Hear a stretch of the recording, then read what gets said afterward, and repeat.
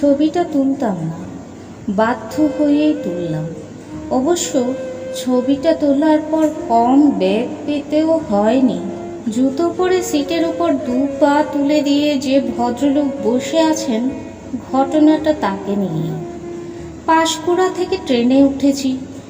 আমি ডান দিকের জানালার সিটে বসেছি আর এই ভদ্রলোক বাম দিকের জানালায়। ট্রেন ফাঁকা, ভিড় একদম নেই। পরের স্টেশন থেকেই উঠলেন এক বয়স্ক লোক, পরনে আধময়লা পাঞ্জাবি আর ধুতি, কাঁধে একটা ঝোলা ব্যাগ, পাকা চুল আর মুখে হালকা দাড়ি। উনি ট্রেনে উঠেই এই স্যুট বুট পরা ভদ্রলোকের পাশে বসতে গেলে ভদ্রলোক বললেন, আর সিট নেই, এখানেই বসতে হলো। বয়স্ক লোকটি বিনয়ের সাথে বললেন, কিছু ভুল করলাম বাবা? এত প্রশ্ন করেন কেন? এত সিট থাকতে গায়ের কাছে ঢুকে বসেছেন দেখছি, উঠে গিয়ে অন্য জায়গায় বসুন। কথাগুলো বেশ মেজাজ দেখিয়েই বললেন ভদ্রলোক। বয়স্ক মানুষটি থতমত খেয়ে বললেন, তোমার তো কিছু অসুবিধা করিনি আমি। ভদ্রলোক বললেন, বাংলা বোঝেন না মনে হয়, যত সব আনকালচার্ড অশিক্ষিতের দল।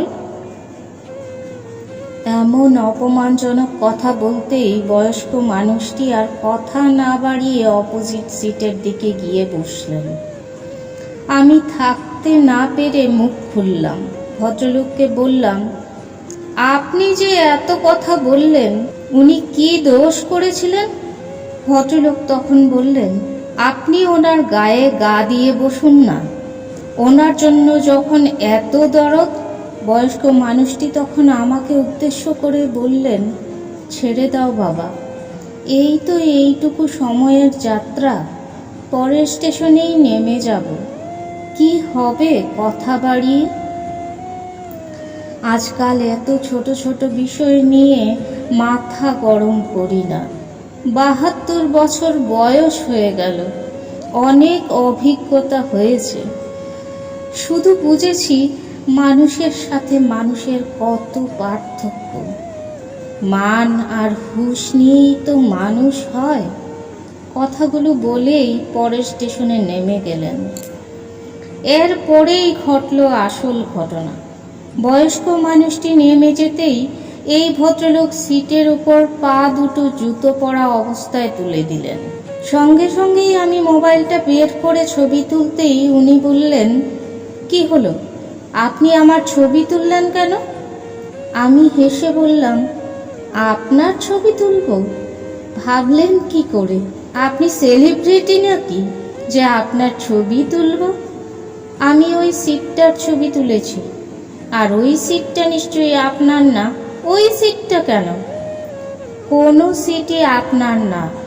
যে সিটটায় বসে আছেন বড় জোর ওই সিটটা আপনার বলে দাবি করতে পারেন। আমার এমন কথায় উনি বেজায় চটলেন। বললেন, ছবিটা ডিলিট করুন, ভালো হবে না বলছি। আবার হাসলাম, বললাম, ভয় পেলেন? আমি ছবি ডিলিট করব না। একটু আগে আপনিই তো ওই বয়স্ক মানুষটিকে বলেছিলেন না, অশিক্ষিত, আনকালচার্ড।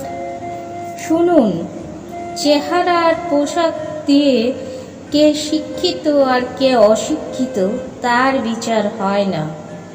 আর স্যুট বুট পরে আছে মানেই সে শিক্ষিত ভদ্রলোক, এমনটাও আশা করা যায় না। মানুষের পরিচয় তার কাজে, তার ব্যবহারে।